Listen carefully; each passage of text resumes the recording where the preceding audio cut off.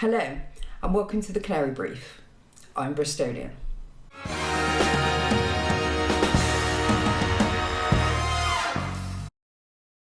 Boris Johnson reached new levels of who f***ing bungle this week as he decided to ease the lockdown. So what happened is last week, Downing Street started briefing journalists that it was going to ease the lockdown. This led to a bunch of front pages like this.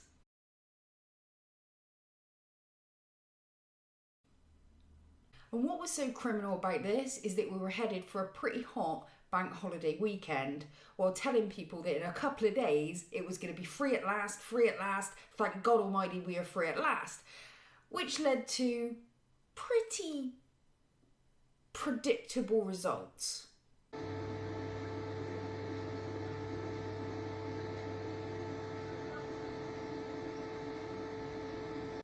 I'm really looking forward to the point in the future where we have to explain that while 50-odd thousand British people were dying a slow, painful death of coronavirus, a bunch of people were doing the fucking conga.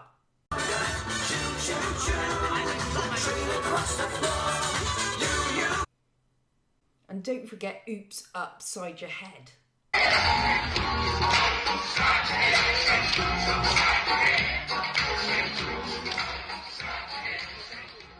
No, God! No, God, please, no! No! No! No!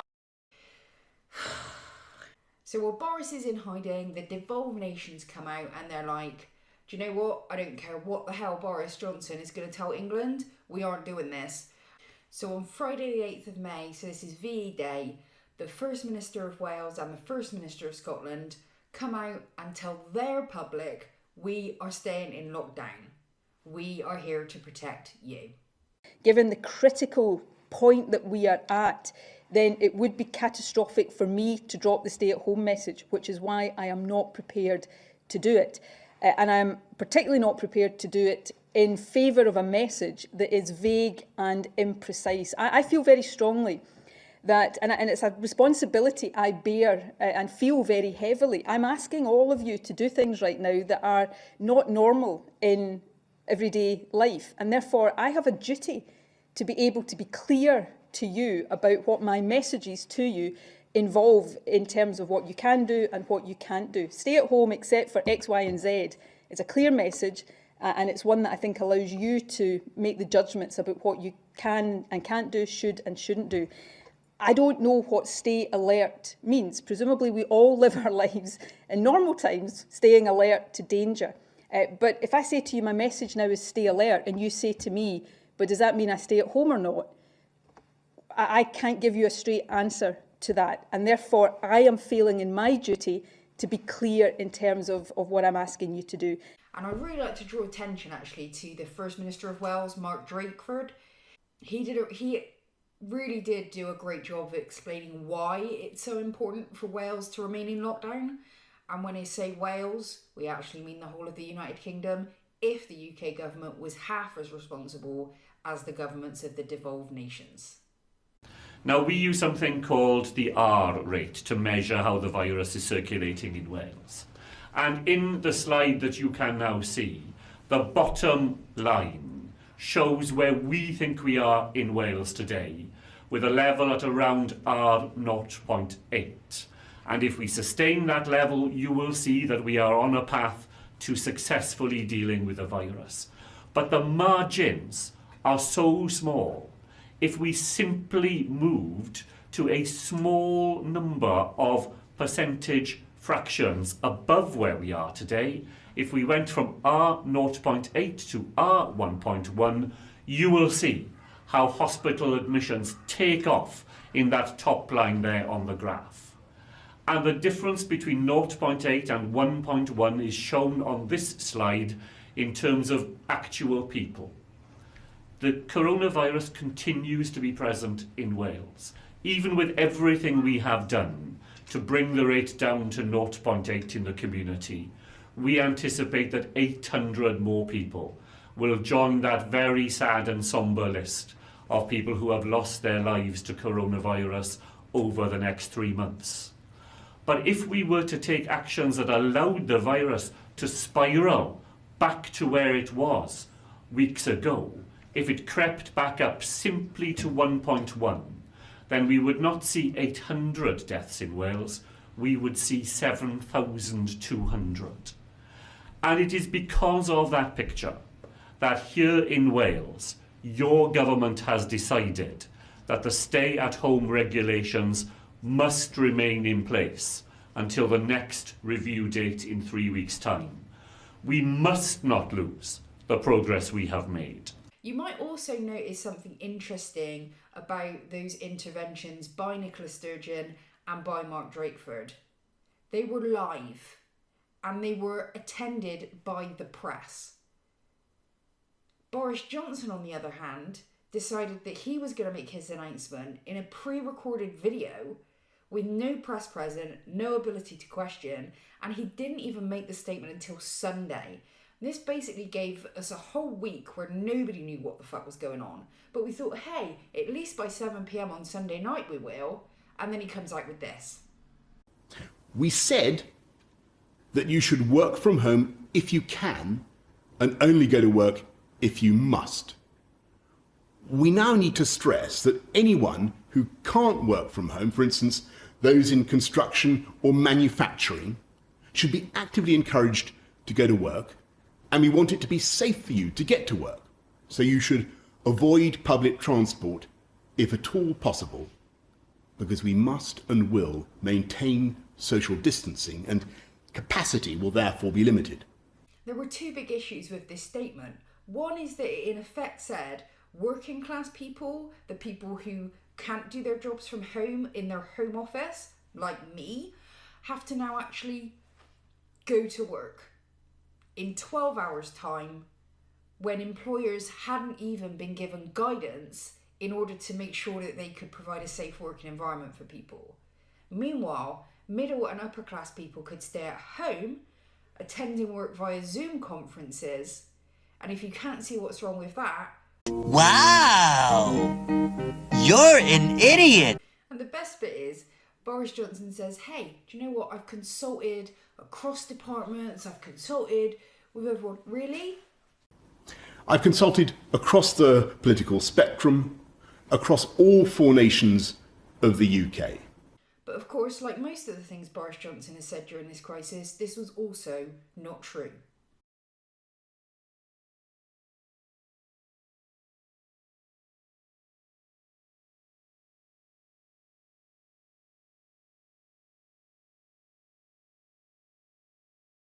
Do you know what the UK government's new slogan is? Can you repeat it? Well, I've heard on the radio that it's going to be stay alert. And as I say, you know... Stay alert, control the virus and save lives. Right. Did the UK government brief you on that? No, we've had no conversation with them about the detail of that slogan. Essentially what we found out after the fact was that Boris Johnson had pre-recorded that video message to the nation and unilaterally changed the advice without consulting Wales, Scotland, Northern Ireland, or even potentially his own cabinet. And so we have the UK government forcing working class people in England to break the lockdown for no good reason when we're still at the peak of the crisis without adequate safety precautions, while the other 3 nations that make up the United Kingdom will remain in lockdown, purely because they happen to have governments that are actually responsible. Which basically meant the morning after that announcement, it was absolute carnage. And that led us to this incredible interview by Susanna Reid and Piers Morgan on Good Morning Britain the morning after the announcement.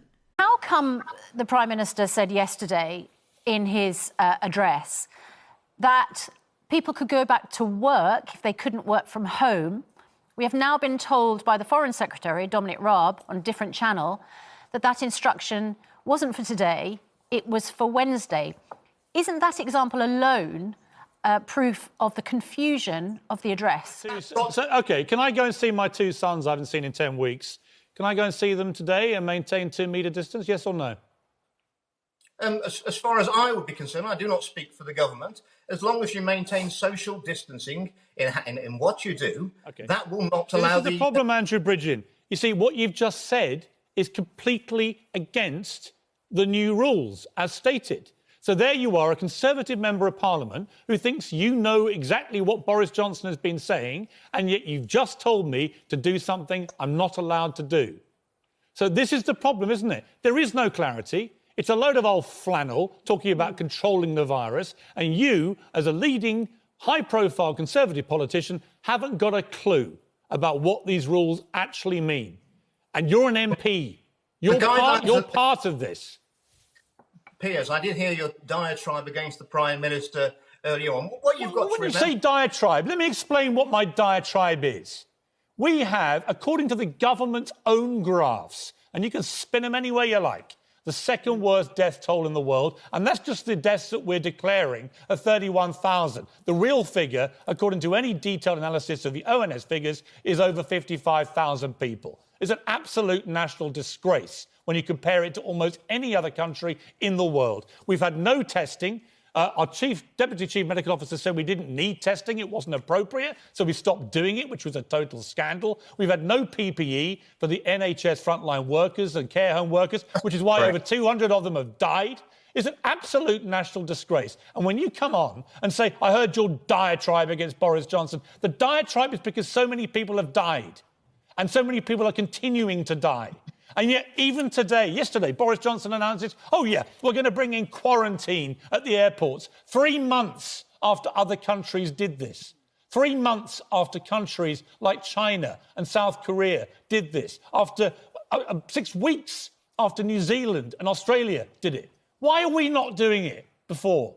Why have we decided that our experts seem to know so much more than everybody else's that we can plough our own little lonely furrow? And then we end up on your graphs, your government graphs, with the second worst death toll in the world.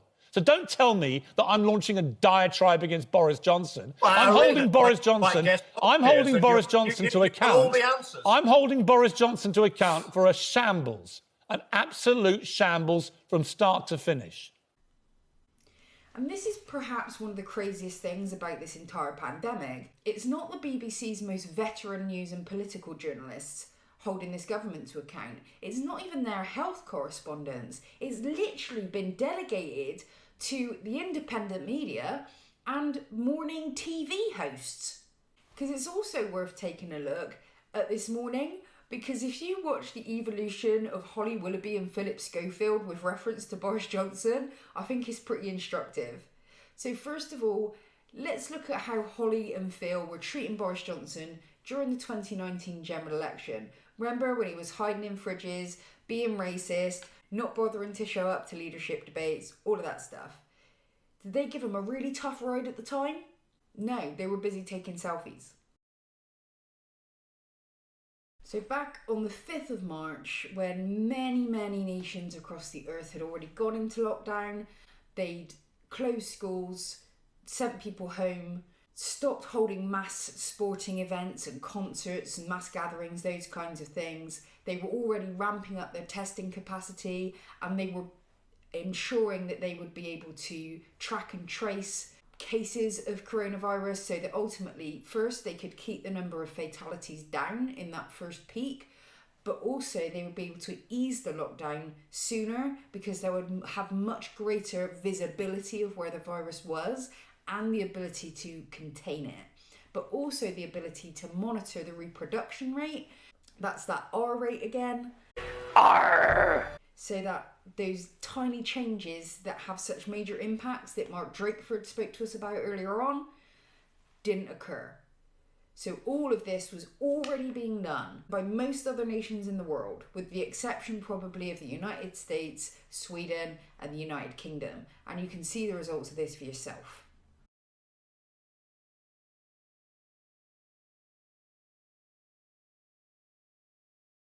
So this is the atmosphere when Boris Johnson appears on This Morning with Holly and Phil and lays out his strategy. At the moment, what they're telling me is that actually, slightly counterintuitively, things like closing schools and stopping big gatherings don't work as well, perhaps, as people think. And one of the theories is that, perhaps you could sort of take it on the chin, take it all in one go, and allow the disease, as it were, to move through the population.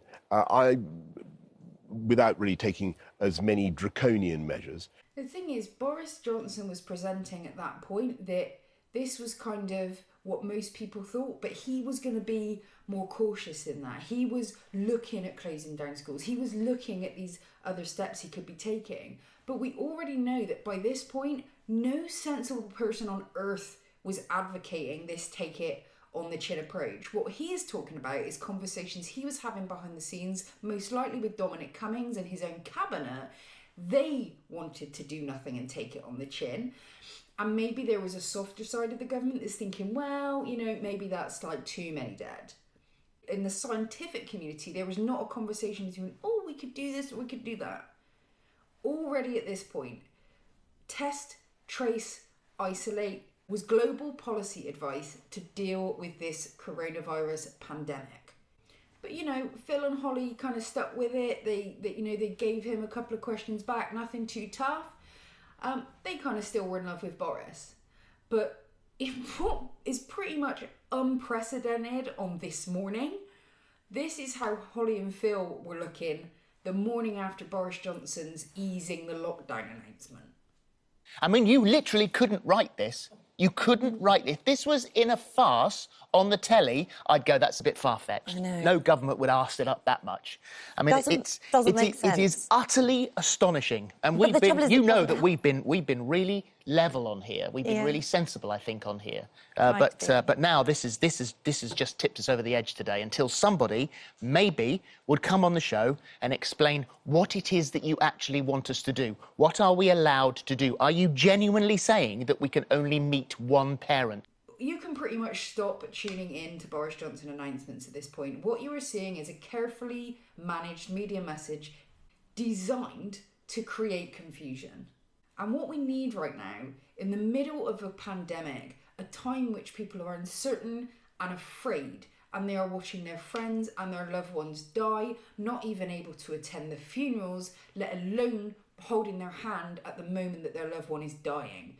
Britain deserves better than a bunch of former journalists treating this like a PR crisis rather than a responsible government treating this like a public health crisis. Wales has a government that is doing that. Scotland has a government that is doing that. Northern Ireland has a government that is doing that. Only England has a government that is willing to sacrifice, effectively cull the population in order to protect essentially what amounts to the profits of big business. This is absolutely outrageous. According to estimates at the Financial Times, it is likely that more than 55,000 UK citizens have died of coronavirus so far. That is equivalent to 1,000 times the number of people we lost in the London terror attacks.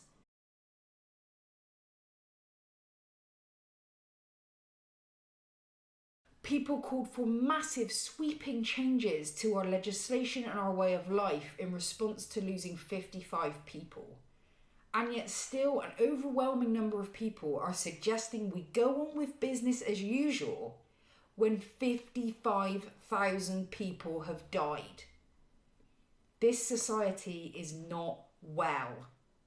And now it's not only the world that is looking upon England as if it is having some sort of collective mental breakdown, but it is the devolved nations of Scotland, Northern Ireland and Wales who are simply saying we will no longer follow in the footsteps of the UK government, which is actively endangering millions of people.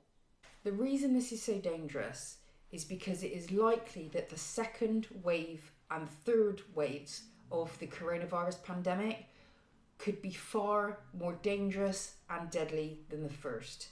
And there is much historical precedent for this, but if we want to look at the last time the world was dealing with a pandemic on this scale, it was the Spanish flu.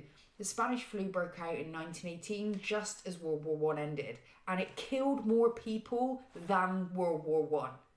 And the first wave was relatively mild.